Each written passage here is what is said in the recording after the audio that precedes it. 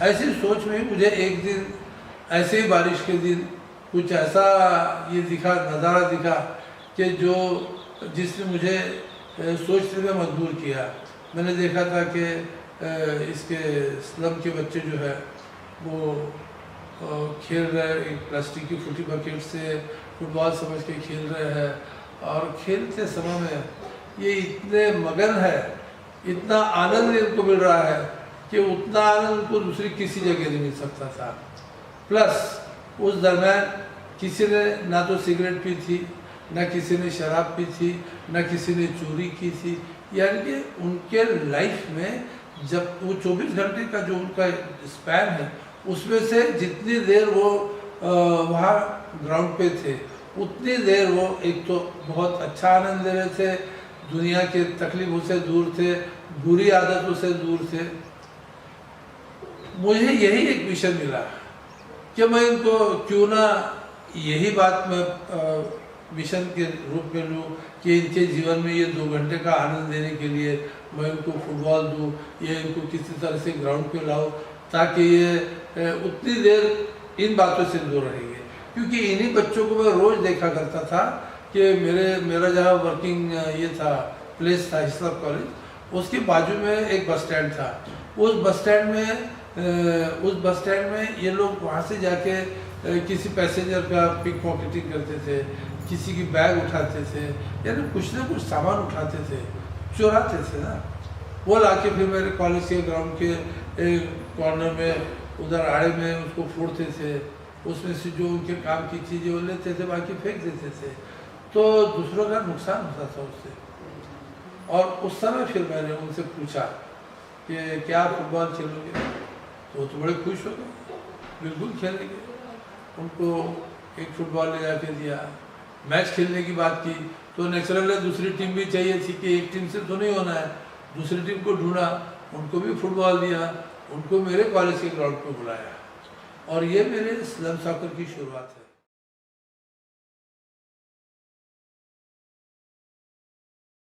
मेरा नाम पंकज प्रकाश महाजन है और मैं 24 साल का हूँ।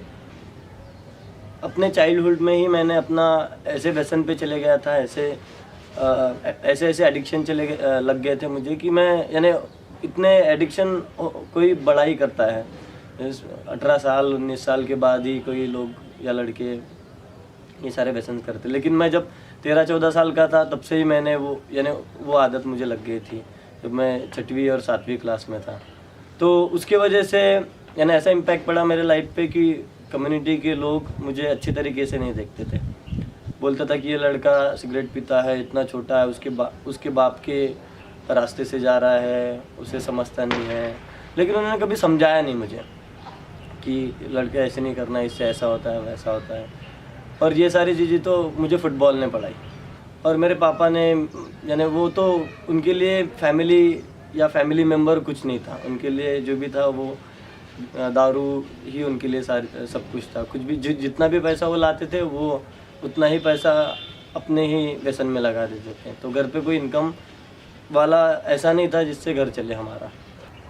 तो एक दिन ऐसा था कि एक ओमकान सर यहाँ से जा रहे थे और उन्होंने मुझे देखा कि मैं तंबाकू खा रहा हूँ, कभी खर्रा खा रहा हूँ, कभी बीड़ी पी रहा हूँ, लेकिन कभी घर वालों ने कभी देख के भी मुझे अनदेखा किया।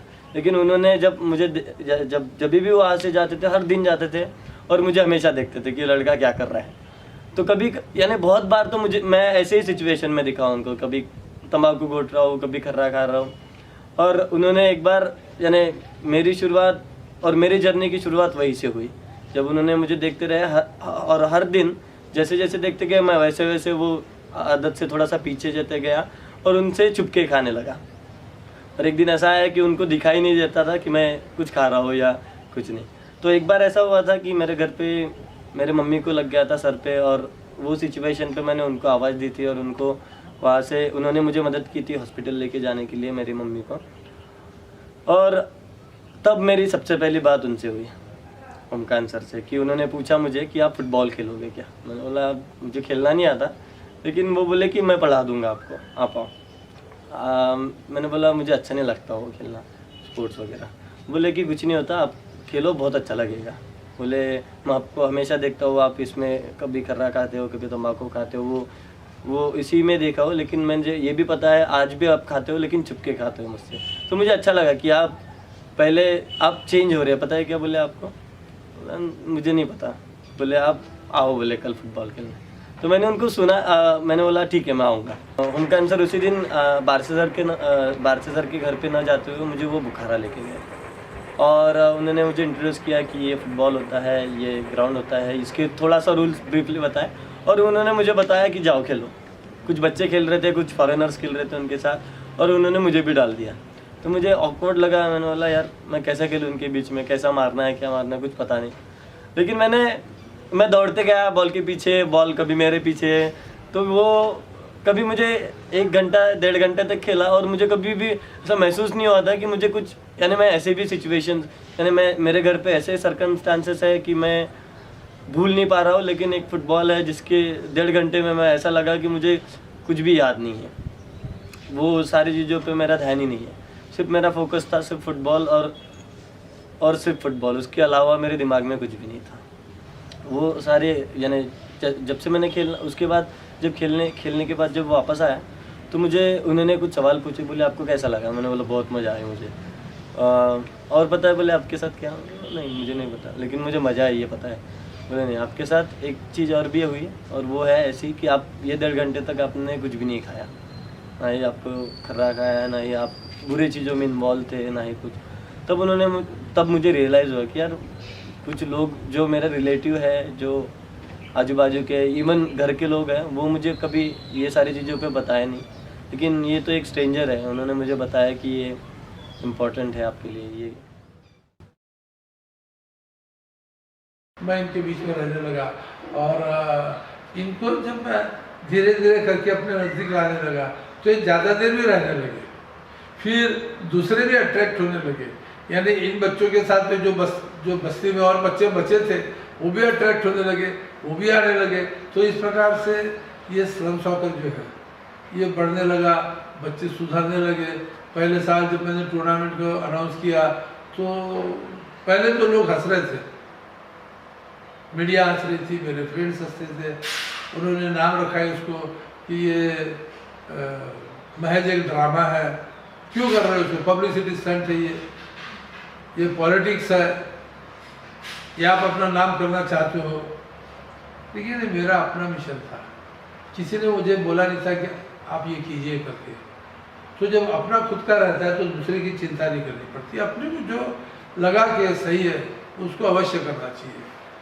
पहले साल नागपुर में मैंने टूर्नामेंट ऑर्गेनाइज किया, 128 टीमें थी, 128 स्लम थे, रेगुलर खिलाड़ी नहीं थे, जिन्होंने कभी फुटबॉल को किक नहीं किया है, वो खिलाड़ी थे, वो ग्राउंड पे आए थे। 1 महीना ये टूर्नामेंट चला। तो मैंने फ़ुटबॉल खेलना 2010 से स्टार्ट किया था और वहाँ से लेके मैं कंटिन्यू, जब से मुझे फ़ुटबॉल में लगा हुआ तो मैं रेगुलर फ़ुटबॉल खेलने लगा। वहाँ हर दिन जाता था, मैं पैदल जाता था कभी कभी, क्योंकि साइकिल नहीं थी हमारे पास और हम लोग अफोर्ड भी नहीं कर पाते थे, तो मैं पैदल ही जाता था वहाँ पर, और लेकिन हर दिन जाता था। तो हर दिन जाते जाते मुझे ऐसा लगा कि ओमकार सर, एक दिन हमारा ऐसे ही डिस्कशन चल रहा था और उन्होंने कुछ और पूछा मुझे कि आपको अभी कैसा लग रहा है, आप इम्प्रूव हो रहे हैं? मैंने बोला बहुत इम्प्रूव। अब बोले बहुत इम्प्रूव या आप बहुत ज़्यादा इम्प्रूव हो गए हैं बोले। तो जैसे जैसे कंटिन्यू खेलते गया तो कुछ ट्रेनिंग्स होते थे, यानी ऑन फील्ड भी ट्रेनिंग्स होते थे जहाँ पर ऐसे ही हेल्थ एंड हाइजीन के ऊपर बताया जाता था, कम्युनिकेशन पे बताया जाता था, एजुकेशन का इम्पोर्टेंस क्या है वो बताया जाता था। तो मुझे बहुत अच्छा लगता था। फिर और भी थोड़ा सा डीपली इन्वॉल्व हुआ, जहाँ पर कोचेस अक्रॉस कॉन्टिनेंट्स का एक इवेंट रहता था, जहाँ पर कोचेस को पढ़ाया जाता था ये सारे, जैसे लाइफ स्किल्स के बारे में, हेल्थ एंड हाइजीन के बारे में, न्यूट्रिशन के बारे में, और ये सारी चीज़ें। ऐसे गेम्स बनाए थे जिसके, यानी फुटबॉल के गेम बनाए थे वो लोग बनाते थे और उसके थ्रू हमें पढ़ाया जाता था न्यूट्रिशन के बारे में, हेल्थ एंड वेलनेस के बारे में, लाइफ स्किल के बारे में। तो मुझे और भी अच्छा लगने लगा, क्योंकि वो सारी चीज़ें मैंने कभी स्कूल में भी नहीं पढ़ी थी, वो सारी चीज़ें मुझे वहाँ ग्राउंड पे सीखने को मिलती थी। ये थर्ड ईयर में जब आया तो इसको BBC ने या स्टार ने, किसी ने इसको यूरोप में दिखाया कि इस समय दुनिया में दो कॉन्टिनेंट में 2 प्रकार के फुटबॉल चल रहे हैं। एक तो दिखाया उसने थोड़े से उसका कि यूरोपियन फुटबॉल जो था उसकी ट्रॉफी का थोड़े से ये दिखाया, उसने स्ट्रिप दिखाया, ये है बोले जो इंटरनेशनल रूल के मुताबिक चल रहा है, रेगुलर प्लेयर है और सब कुछ बड़ा कामयाब है। लेकिन एक एशिया कॉन्टिनेंट में एक ऐसा है बोले इंडिया में फुटबॉल कि जिसके कोई रूल्स रेगुलेशन नहीं, कुछ नहीं है, कुछ नहीं, नो ऑर्गेनाइजेशन, कोई स्पॉन्सर नहीं, कुछ नहीं। लेकिन एक आदमी इसका दम भरता है कि मैं ये फुटबॉल के थ्रू ये जो इसके पार्टिसिपेंट हैं इनकी पर्सनैलिटी चेंज करने की कोशिश करता हूँ। डेवलपमेंट थ्रू फुटबॉल के थ्रू इसको डेवलप करना चाहता हूँ और इसमें वो सक्सेस है। First year, second year national तक पहुँचा। कितने खिलाड़ी आए उसने उसका वो दिखाया था, वो शो दिखाया था, थोड़ा ज़्यादा दिखाया था। यूरोपियन का थोड़ा कुछ सेकंड का दिखाया, इसमें 2 मिनट दिखाया, लेकिन दिखाया। अब जब ये दिखाया तो उसी समय यूरोप में एक प्रॉब्लम यूरोपियन न्यूज़ एजेंसी भी सफ़र कर रही थी, फेस कर रही थी। द बिग इशू करके एक मैगजीन है जो यूरोप, साउथ अफ्रीका और ऑस्ट्रेलिया से निकल रहा है। तो वो बिग इशू के मालिकों के पास में ये प्रॉब्लम था कि इनके जो वेंडर्स हैं, ये वेंडर्स पेपर ले जाते हैं, मैगजीन ले जाते हैं, बेचते हैं, बेच के 3-4 दिन नहीं आते, हफ्ता नहीं आते, क्योंकि जो पैसा मिल गया तो ये ड्रग्स के लिए चले जाते हैं। यूरोप में अपने से ज़्यादा ड्रग्स है तो ये ड्रग्स पे चले जाते हैं ये लोग। उन्होंने सोचा कि क्यों ना ये करके देखे, फुटबॉल के थ्रू इनको क्यों ना ला के देखे एक जगह। लेकिन 2003 में उन्होंने भी वर्कआउट किया अपने वेंडर्स के लिए और अपने वेंडर्स को फिर यूरोप है फुटबॉल का कॉन्टिनेंट है, उन्होंने कुछ अच्छे रूल बनाए उसके लिए। यहाँ के रूल नहीं थे, उन्होंने अच्छे रूल बनाए कि भैया इसके पहले पार्टिसिपेंट के लिए कि ये पार्टिसिपेंट जो है ये स्लम की होनी चाहिए, होमलेस होनी चाहिए, या ये अपने छोटे पेपर, स्ट्रीट पेपर जो है उसके वेंडर्स होनी चाहिए, या तो ये किसी रिहेबिलिटेशन सेंटर है, जैसे ड्रग रिहेबिलिटेशन सेंटर होता है, नेचुरल कैलेमिटीज़ के रिहेबिलिटेशन सेंटर होते हैं, या वार अफेक्टेड होते हैं। तो ये जो इनके सेंटर्स हैं इन्हीं के रहने वालों के लिए टूर्नामेंट, बाकी जो रेगुलर है उनके लिए नहीं, अच्छे हैं उनके लिए नहीं, ये अफेक्टेड जो है इनके लिए टूर्नामेंट। उन्होंने ग्राउंड छोटा किया, 22x16 का ग्राउंड किया और फिर 22x16 के ग्राउंड पे करना है तो प्लेयर्स भी कम करने पड़ेंगे, तो उन्होंने प्लेयर भी कम कर दिए। प्लेयर 4 ही रखे, 1 गोलकीपर और 3 फील्ड प्लेयर, ऐसे 4 इस साइड में 4 उस साइड। टाइम का ड्यूरेशन कम कर दिया, 7 minute, 7 minute first half, 1 minute change करने के लिए, नो ब्रेक, बिल्कुल कंटिन्यूशन में गेम चलेगा। तो टोटल 15 मिनट का गेम किया और ग्राउंड को छोटा किया, प्लेयर कम किए और उन्होंने 2003 से होमलेस वर्ल्ड कप का उसको नाम दिया और जो शुरू हुआ तो अभी तक होमलेस वर्ल्ड कप हर साल दुनिया की किसी न किसी अलग अलग कंट्रीज में होता है।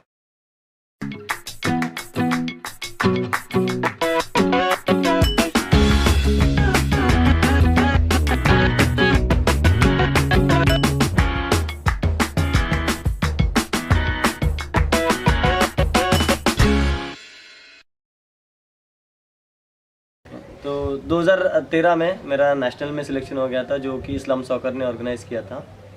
और वो टूर्नामेंट में मेरा परफॉर्मेंस इतना अच्छा था और मेरे गोल स्कोर की वजह से मेरा homeless world cup India team के लिए सिलेक्शन हुआ था, जो कि पोलैंड जाने वाली थी टीम अगस्त में। तो मेरे लिए बहुत प्राउड मोमेंट था ये, क्योंकि मैं पहली बार था मेरा, जो कि फर्स्ट अटेम्प्ट था और फर्स्ट अटेम्प्ट में मेरा नेशनल में और उसके बाद इंटरनेशनल होमलेस वर्ल्ड कप खेलने और इंडिया रिप्रेजेंट करने जाने वाला था मैं। तो ये बहुत अच्छा मोमेंट था मेरे लिए। तो जब मैं वहाँ से होमलेस वर्ल्ड कप के ट्रेनिंग्स कैंप लग गए थे, तो वहाँ पर भी हम लोग रेगुलर जाना पड़ता था, हमें रेगुलर खेलते थे हम लोग। लड़कियों की टीम थी और लड़कों की भी टीम थी, यानी उसमें एक मिक्स टीम गई थी हमारी, जिसमें 4 लड़के थे और 3 लड़कियां थी।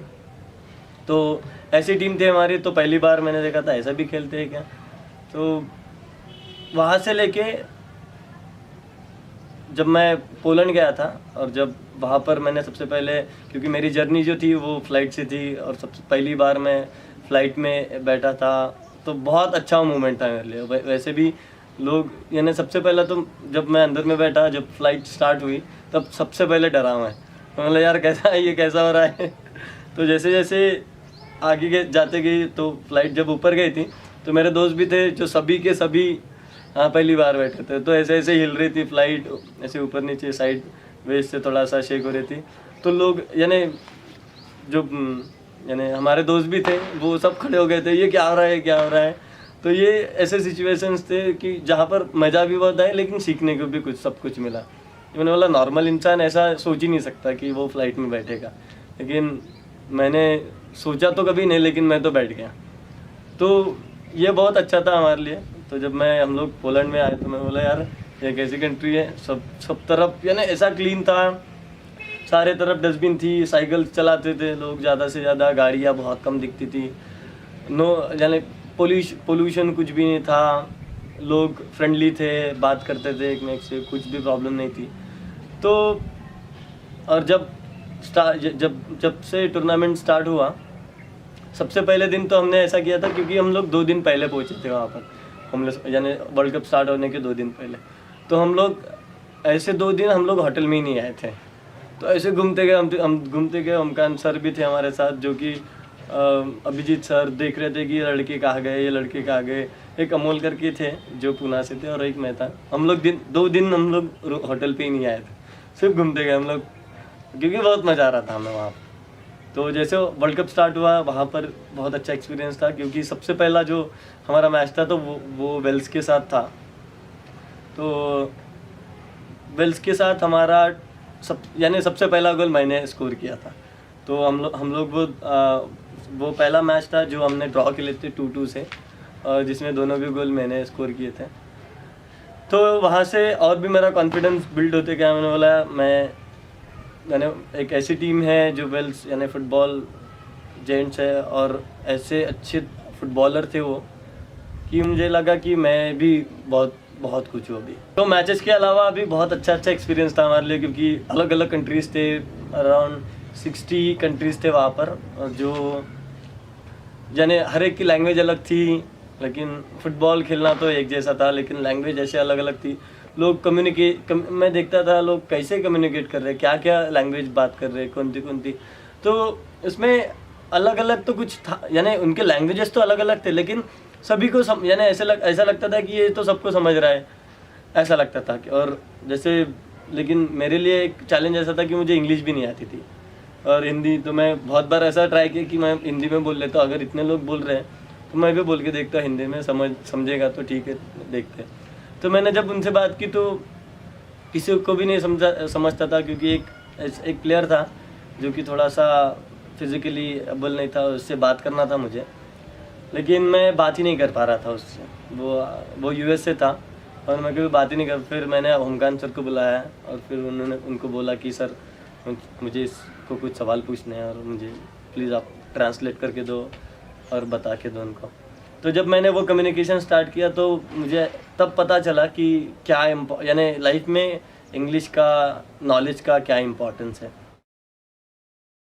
यही चीज़ मिली है कि एक लाइफ में सेटिस्फैक्शन मिला है कि हाँ, मेरा लाइफ बेकार नहीं गया, मैंने कुछ तो भी एक अच्छा करने की कोशिश की, और जिसको दुनिया ने रिकॉग्नाइज किया, ये मेरे लिए सेटिस्फैक्शन है।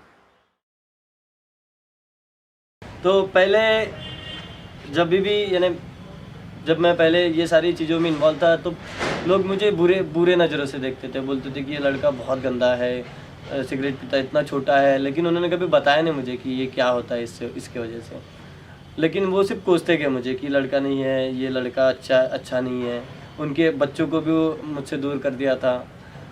लेकिन आज जब मैं फ़ुटबॉल खेलता हूँ, और आज जब वो मेरे तरफ देखते हैं, तो एक बार स्माइल करते हैं और उनको बोलते हैं कि ये लड़का बहुत अच्छा है। और मेरे एग्जाम्पल्स कोट करते हैं कि ये लड़के जैसा बनो, ये लड़के जैसा रहो, वो ऐसा करता है, वो ऐसा करता है, यहाँ फुटबॉल खेलने गया था, आप भी थोड़ा सा अपने लाइफ में करो। तो जितने भी मेरे दोस्त थे जिन्होंने सबसे पहले उनको जिनके पेरेंट्स ने मुझसे दूर किया था, आज वो बोलते हैं कि इसको लेके जा।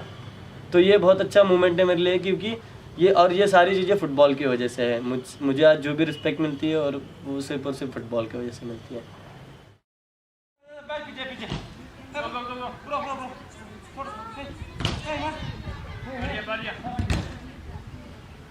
Stop.